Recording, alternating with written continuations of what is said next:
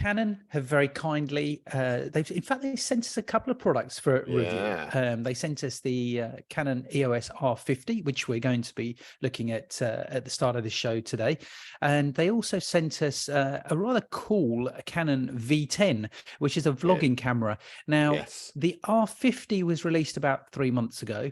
The V10 has not been released. I think we've actually received. I think it's imminently being released. We've received it from Canon pre-release, and we had a real play about with it. It's now gone back to Canon, and we had a lot of fun with it. And we're going to be looking at that and doing that review and putting that out in maybe the next couple of episodes or something. But today it's the Canon EOS R50, which is actually branded as the second lightest mirrorless camera in the world. Okay, second lightest, and okay, and so here's just a few quick main facts. I mean, there's obviously loads, but things that mainly photographers and videographers are going to find interesting. It's a 24 megapixel sensor. It's an APS-C size, so it's not a full frame camera. It's APS-C. Okay. But don't let that put people off that do want to buy that. 4K video at 30 frames a second. And for those of you that don't really know about your video, it does slow-mo at 120 frames per second in 1080. But going back onto the photography, the frames per second, the R50 will shoot 12 to 15 frames per second in photo mode. So I guess really there's some of the main stats that people initially ask for, and I'm going to break down some of those and include a few more in during the review as we go on, because I had it a lot more than you did, Mark. Yes. Okay, so I really got my hands on it, and I really had a good sort of work through with it. Now, when I received it, opened it up, surprise, that was the first thing. It was white. Okay, yes, the camera body was white and grey. I didn't notice the grey at first, and my immediate reaction was, "Oh, it's white." Yeah. Okay. Yeah. I'm not so keen. It shocked me when I saw it, actually. However, my wife really liked it, and I got together. I had a barbecue a few days ago, and I passed it round to a few people that were at the barbecue, and just wanted to show them the actual product and what their immediate reaction was. I didn't say anything on the way that it looked, and they all loved the fact that it was white. Now you can buy it in black as well. Yeah, that's right. Yeah, but it just goes to show that we do buy things on appearance and looks, and my first impression was white. I wouldn't go for a white, but I quite liked it. Not going to lie. Other people, exactly. I thought it was all right. So the actual camera itself has been designed, I guess, as it's that same word, isn't it? That content creator. Is the word photographer? Is the word photographer actually being used less and less? It's content creator, and content creators are all about photography and video. So it sort of encompasses both sort of specialisms. So that's really who it's aimed at, and it's aimed at really anyone that wants to shoot photos and video as well.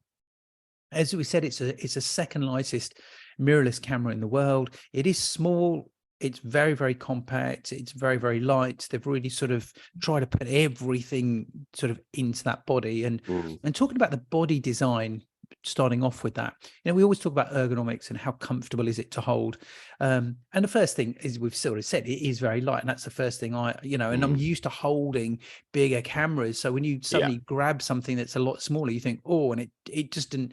It almost doesn't feel like it's going to be capable of doing what you want to do based on the size of it. But you sort of quickly get over that, and then you start to realize, I love this because it's really light and I'm not having to carry anything heavy around so much. You almost forget that you've actually got it. It's easy just to not realize you're actually sort of holding something or put it down. It's normally with a camera, say the R6 with a lens on it, that you've got it. Yeah, definitely. So the way that it's actually designed is crammed full, I would say, as far as buttons and features are concerned. It has one dial, which pretty much is there really to control everything. I guess I found that a little bit awkward when I was using it, because it means that if you want to access certain features, you need to press a button and turn the dial at the same time. And if you're not used to that, it can be a little bit tricky, and I know some people find that tricky. It's got it at the front where the shutter button is, but it doesn't have one just at the back, where your thumb would normally be, but I guess they're trying to make it compact. And then what I did was I figured out one of the reason why they they've really done that, again, because of trying to make it compact. It's really, I think the camera is designed for a lot of people that want to use things in auto, and they've got aperture priority, they've got shutter priority, they've got all those things, but manuals on there. Exactly, yeah, for those people that want to use it. But they've got 3 other modes that I found were quite interesting, and I had to actually look them up, because I found them because when I went into the menu system, all sorts of things were popping up on the back screen, and which can be quite confusing. But they have 3 modes. One's called Creative Assist, you've got Creative Bracketing, and you've got something called Auto Plus. Now, Creative Assist, they're all quite cool little features, because with Creative Assist, if I'm a photographer and I want to set my camera into Creative Assist and I don't want to think about the settings too much, and I want to achieve a certain look, what Creative Assist does, it gives you a choice of different filters that it will put on your image when you shoot them. Okay, so you can change the color, you can change the contrast, you can change the tone. Press that, and every picture that you shoot will have that filter over applied to the image, which is great for some people. That's called Creative Assist. Now, Creative Bracketing is quite good, because when it takes the photo, as we know with bracketing, it would take the same photo but at different exposures, slightly different, so you have a choice. But what this does, it takes several different versions of the same image and it gives you several different versions. So one has got the color change, or the tones, or the brightness, or the contrast, or something. So you take one picture and you've got several images to actually choose from, again, which is sort of quite cool for those people that want to use it like that. And then it fills up your memory card, I guess. Yeah, I guess that's right. Yeah, and then so that's something you need to watch out for. That's right. Yeah, and then it's got Auto Plus, and this takes several shots at the same time, and it combines the photos and layers them up all together, so giving you the perfect exposure. A bit like a phone camera works, because that's why images on the back of phones can look really good. So it's got these things. So I figured out that really the camera is very much there for people that want to use the camera in auto mode. Now, if you use it in auto mode, then that single dial that I was saying doesn't really matter. But if you want to start going to aperture priority, shutter priority, manual, that type of thing, then it's a little bit clunky, because you have to press a button and turn the dial, so it does slow you down. So you really have to know what you're actually doing. I also found that the focusing system a bit tricky as well, just by the buttons. I know we're talking about buttons here. So just being able to change it using the buttons, I found, because it was so small, and you've only got one wheel, I also found that was quite tricky as well. Yeah, and again, it's sort of, as I said, that when you're using a bigger camera, you've got, your hands can easily get around the buttons and buttons, and R6, even though those are quite small, but they're tiny on this camera. So it's something you have to get used to. Now, you mentioned the focus, which I was going to come on to next, because it's got all the different focus modes that a lot of the cameras that I guess Sony first introduced. It's got eye autofocus, but it's got great animal eye focus as well. But it's got this really cool feature that people might want to use for video, and I'm talking primarily about photography. I want to touch on 1 or 2 video things, and they've got this mode called product mode, and it's really cool, because a lot of content creators and vloggers, they might be, as we are, we're reviewing a product. Okay, and this is audio only, it's not a video recording. But what it will do is, if I was holding the camera up in my hand, I can hold the camera. If I was holding a product up, say to the camera, I can hold a product up to the camera, spin it around, show it in my hands and everything, and then when I move it away, it immediately focuses back on my face. But if I hold the product up, it knows what the product is in product mode, and it focuses on the product. Okay. So without going into too much detail, focusing is becoming so sort of involved now on cameras, that people are now looking at cameras. I want it because I have to have it, because it's got eye focus, it's got animal focus, it's got bird eye focus, it's got product mode focus. So now a lot of people are becoming a lot more aware of focus. But the good thing about this one, again, on the camera, when you're in photo mode, if you just tap the back of the screen where you want to focus, it will focus and you're good to go. And so I think that's a really good feature on there. Focus is quick. The images that I was getting were perfectly sharp on the lens that we had, and so I've got no issues with it there.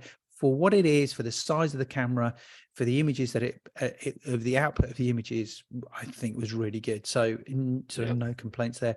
The lenses themselves, they do these STM lenses, so you can't put any Canon lens on there. They've got specific lenses that go with this particular camera. When I had it in use, I found that it was okay in low light. I took it out on 3 different shoots. So I did a very quick product shoot. I went to an engineering factory to shoot a rotor for a company that we do some work for, and then I took it out to a construction site. So I used it in different situations, and particularly when I was on the construction site and shooting the rotor in this engineering factory, I was doing shots on the R6, and then I did the same pictures on the same images on the R50. Brightness and everything exactly the same, no issues there or anything. But then once you started to enlarge the images up, you could see that difference in quality, which you would expect to be, with an R6, which has got a 2.8 lens on it. A little bit of noise on the higher end ISOs. But then, for my use, I'm not going to use the Canon R50 for the shoots that I was doing. But generally, as a comparison, they're the things that I actually noticed. So for those people that might say, well, I've got an R6 or I've got an R5 and this doesn't compare, well, it's not there to compare with. It's there for a specific reason. But the lenses, they've got quite a good range of lenses. I mean, they're cheap. The STM Prime lenses, I looked this up actually. They're really worth looking at, and they're not expensive. For a 50 mil prime lens, it's £200. That's all right. Yeah, and just the last thing on the lenses, that you can't buy third-party lenses for these cameras. Aren't they? I mean, this is the same lens that was on the R10, which I think we reviewed a few months ago. And it's one of those ones where you got to kind of unlock it, haven't you, for the camera to work? So there is that little extra function which normal lenses don't have. But yeah, I mean, there will be third-party ones coming soon, but you do have to buy the Canon. That's right, yeah. But if it's not overly expensive, it's not the end of the world, I guess. No, exactly. But a Canon trying to tie you in, as Apple do, I don't think Canon do that, but but Apple tie you into their product range, don't they? Yeah, but they all do that. Sony do that as well. So I guess, yeah, that's right. So in use, the images that I was getting were great. I was shooting mainly in JPEG, and I found that I think officially it says that you can shoot about 17 photos in JPEG buffer and only 7 in RAW, and I found that to be the case. This is a camera that I wouldn't use to shoot anything in RAW, to be honest with you.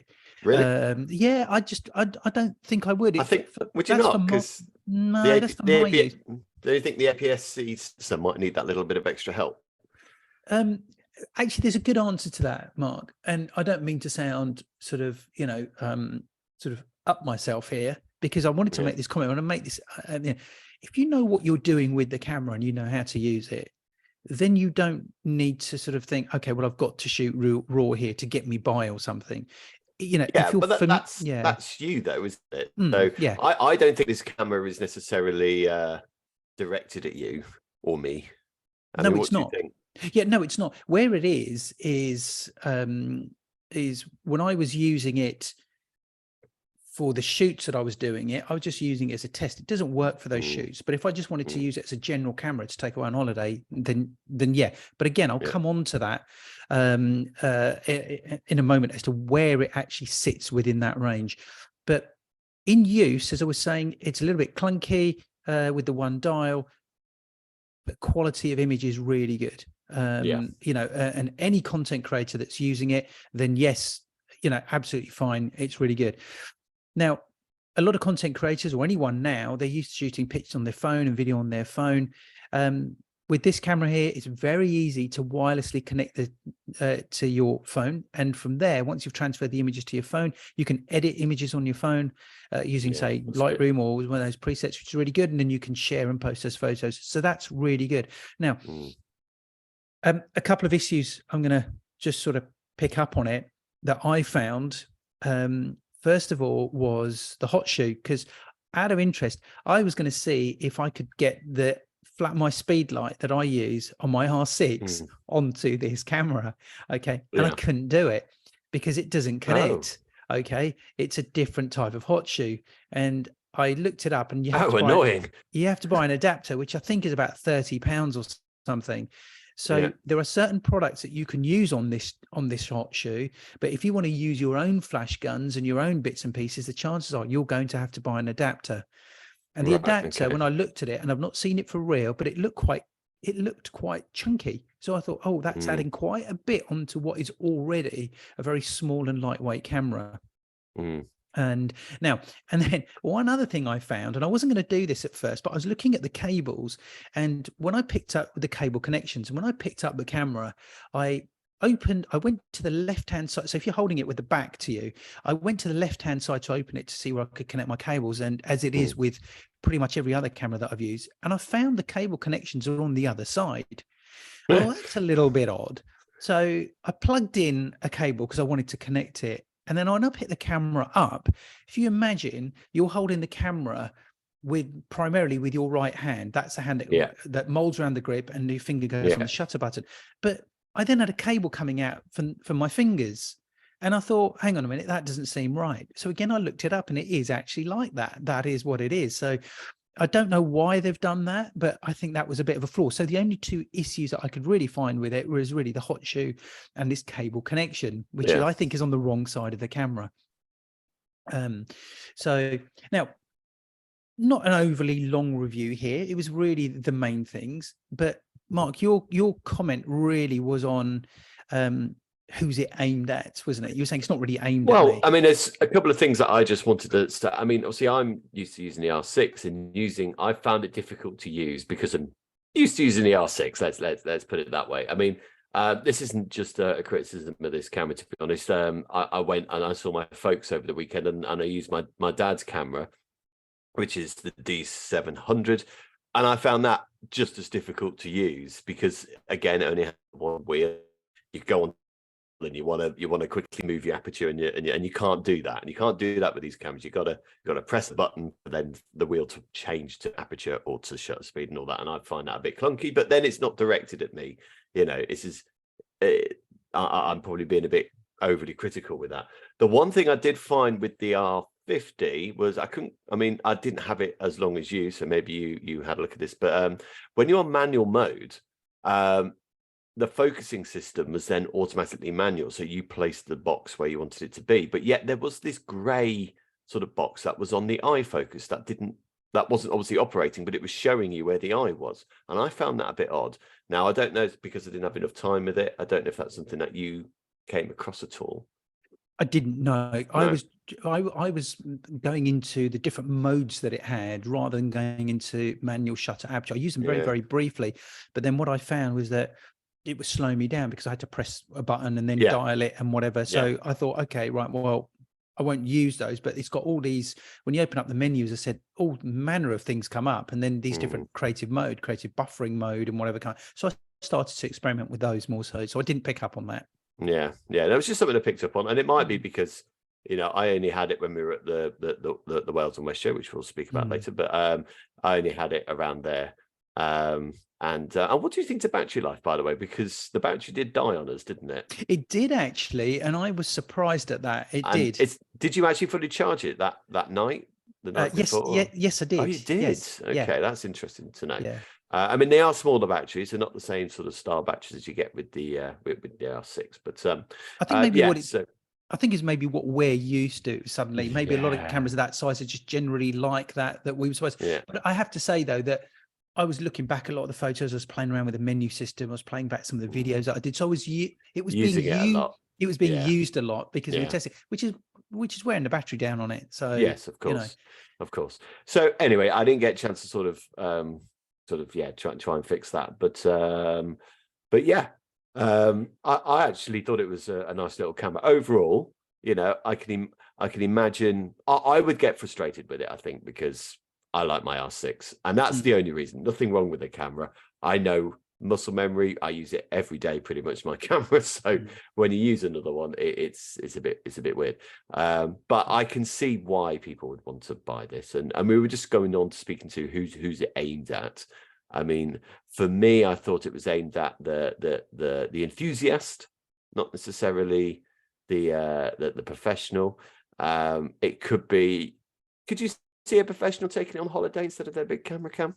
Do you reckon? I would. Yeah, I would definitely. Would. Yeah, and I'll tell you a reason at the end as to why I would do that. Okay. But yeah, I would definitely take it on the holiday. And I've just, a few weeks ago, I'd come back from an amazing holiday for photography, and I wish I'd had it with me then, because I know a lot of people will say, well, I can do this on my phone. It's much easier. Yes, it is much easier to use your phone. However, the biggest thing really is that it is quality of image. And if you want to enlarge any of your pictures up, a phone doesn't come anywhere near it. No, it doesn't. It And doesn't. It really doesn't. a lot of people aren't going to print their pictures. A lot of people aren't going to do that.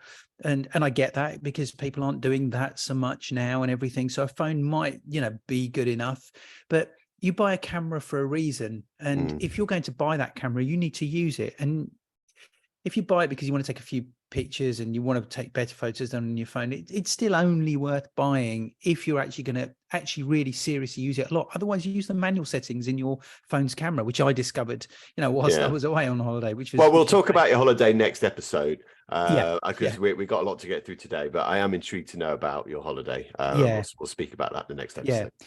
Now, I want to just finish off on the review here, because I think this is quite an important thing that often gets overlooked. People will buy a camera, they'll use it, and then they'll say, but the photos on my phone were better, or I bought the camera, I didn't really use it much, it was a bit of a waste of money. And it's a simple reason for this, okay, is that, and I've already mentioned it previously, is that you have to learn how to use the camera. So Mark, if I went out and spent £900 on a guitar, okay, I'm not going to buy it, use it once or twice, and then say it's no good. Okay, it's no good, it was a waste of money. I would know why it's no good. In fact, I wouldn't say it's no good. I would know why it's no good. It's because I'm not using it. I'm not learning how to play it. I'm not learning how to use it. So I always find it very frustrating when people will say, I bought this camera, but it doesn't take pictures and it's not very good. It's simply because they've not learned how to use it. So if you do go out and buy this camera, go out and do a course, go out and watch some YouTube videos, go and learn how to use the camera and make the most of the camera. Because the reason why I was saying that I would take this on holiday without even thinking about it is because I do know how to use it. And when I was using it for the first time, when we had it for a week, I was learning a lot. I looked at these creative modes and seeing where they were useful. I was finding out how to play it. Really, I was finding out how to get a tune from it. And that's often overlooked. And and I think that's a really thing, is learn how to use it. Think of it as though you've just bought a guitar and you need to learn how to play it. Well, I mean, so price range, it's depending on where you get it from. We'll put some links out. It's anything between 900, 950, whether you buy it with what lens and things. Quite a big investment, that then. I actually thought it was probably more. It was more than I thought it was going to be. Yeah. Having used it and the options that you get from it, I mean, hey, look, we spend over £1,000 on a phone. Wow. Yes, we do. Yeah, but a phone does all this and all that as well. But you're buying a camera. Yeah. In actual fact, at the price point that it's at and what you get, it's good value for money, I think. And the options that you have with it, I've used it quite a lot.